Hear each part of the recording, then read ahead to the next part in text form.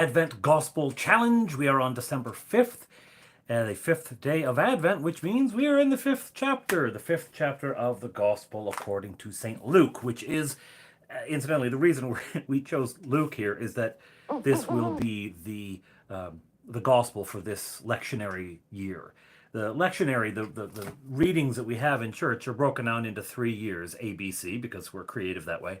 And we're going to year C, which is primarily Luke. A is Matthew, B is Mark, supplemented with a good deal of John's gospel account because Mark is so short. It needs a little beefing up. And then C is Luke. So here we are in Luke. And the fifth chapter. So yesterday we had sort of a day in the life of Jesus. He was doing various things. And here in the fifth chapter, Luke gets into essentially collecting various stories about Jesus and just putting them in here. And you can tell that this is the case because as you read, each sort of story, each section starts with once or one time, one day, right? He's collecting various things, and then after this, he's sort of hooking things together like train cars, right? And some of the cars flow together. So the after this, suggests that something happened, and then later that day, or the next major event to happen. But some of them are just disconnect, like watching a train go by, and there's a gravel car, and then comes an oil tank, and then comes a box car, and they don't seem to have anything to do with each other.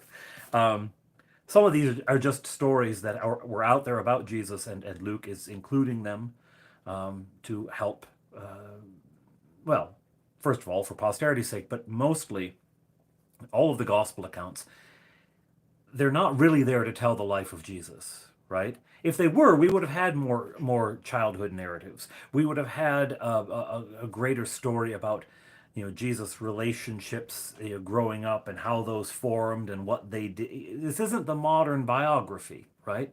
That's not what this is. It is gospel, good news. The entire thing exists to tell us about the resurrection, essentially.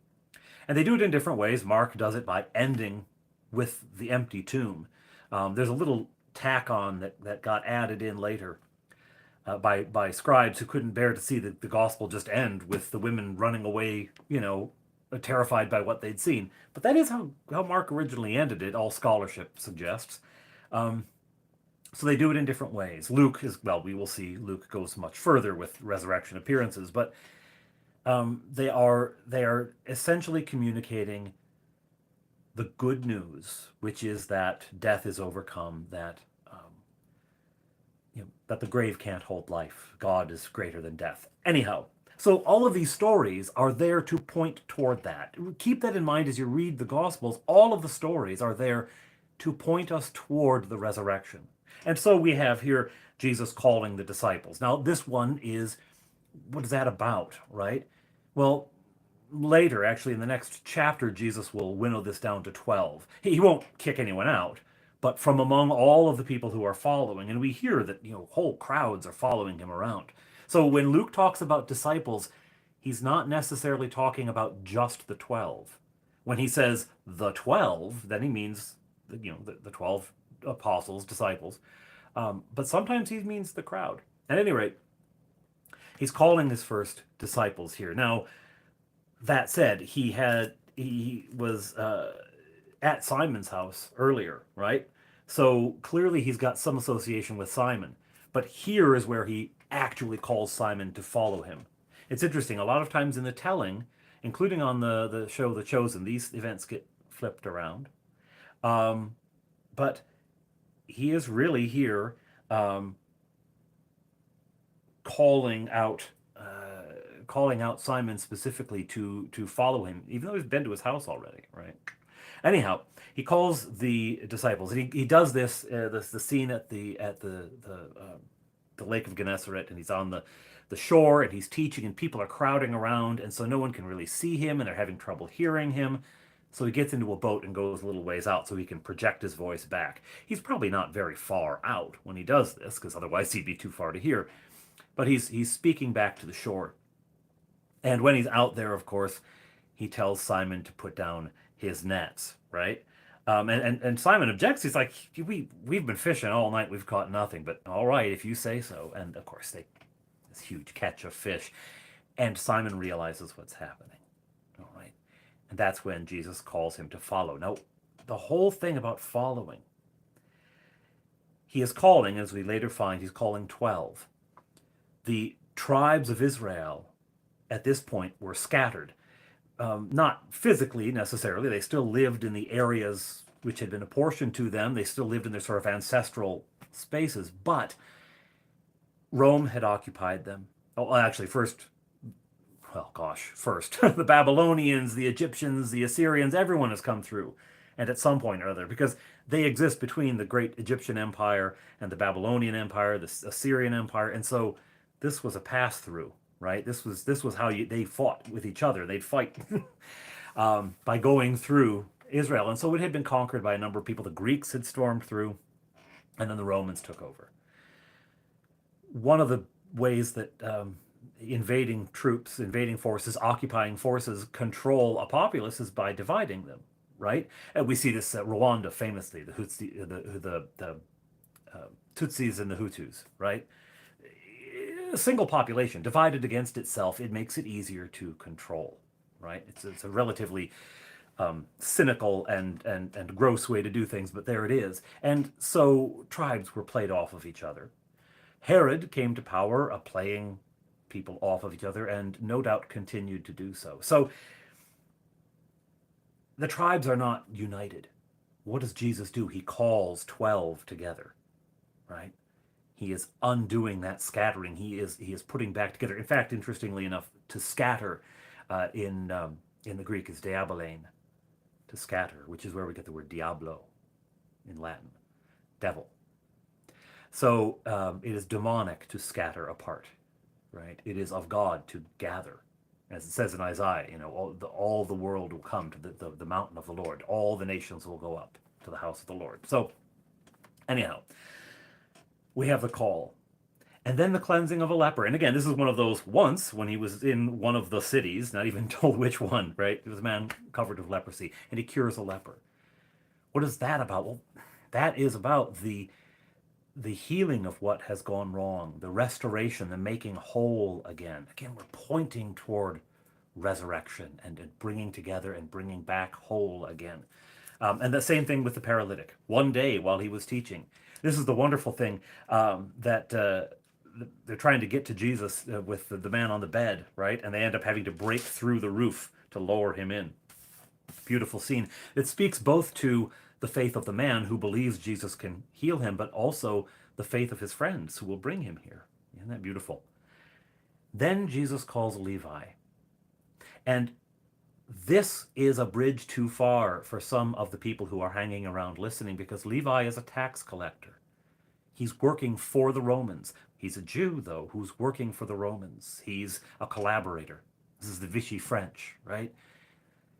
And so he's despised, just like, nobody likes to pay taxes. But when you're working for an occupying power, it's even more despicable.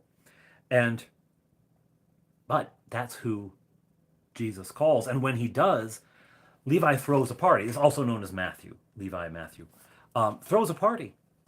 And all sorts of other tax collectors come to this party, right? We're told that tax collectors were coming in, and the very proper religious people object. They object to this. What are you doing eating with these people?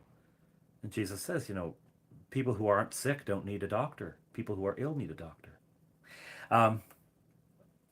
That leads to a question of purity. John's disciples are fasting. Why don't your disciples fast?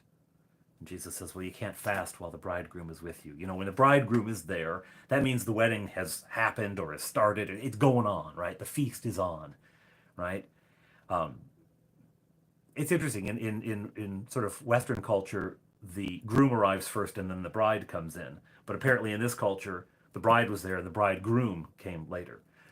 At any rate, the party's on. You can't fast while the party is on. There will be a time for fasting, but not now, not while I'm here, right? So this is how we finish this chapter. It is sort of a collection of things, but it does at the end start to take shape in the call of disciples and the restoration of things which are broken and people who are broken, and healing them and bringing them to wholeness, and then to really bring things to wholeness, to firmly state that God is a God of all, a God of unity, a God of healing broken trust and broken hearts, and the broken world.